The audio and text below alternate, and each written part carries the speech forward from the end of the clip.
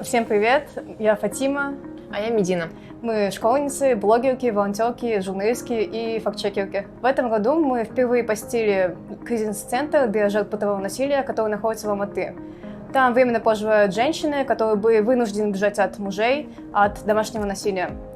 И в многих случаях с ними проживают там их дети. Когда мы туда приехали, там находились 11 женщин и 39 детей. Там было очень много многодетных матерей с 4, 5 и даже 7 детьми. Нас это шокировало.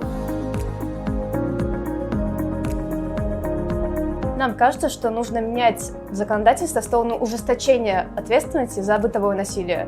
Нам нужен закон о семейно-бытовом насилии. И совершенно очевидно, что нужно вводить это как уголовную ответственность. Также нам кажется, что нужна ответственность за сталкинг и домогательство. Мы считаем, что все сексуальные действия с детьми до 16 лет должны считаться изнасилованием. Уже 3-й год мы проводим благотворительную акцию «Подари Новый год ребенку». В этом году, благодаря сборам в соцсетях, мы смогли подарить 20 детям подарки из Центра для поддержки жертв бытового насилия. Мы хотим поздравить всех с наступающим Новым годом и хотим пожелать казахстанцам быть терпимыми друг к другу и нетерпимыми к насилию. Также мы хотим, чтобы этот Новый год понес за собой изменения. Изменения в виде изменения в законодательстве.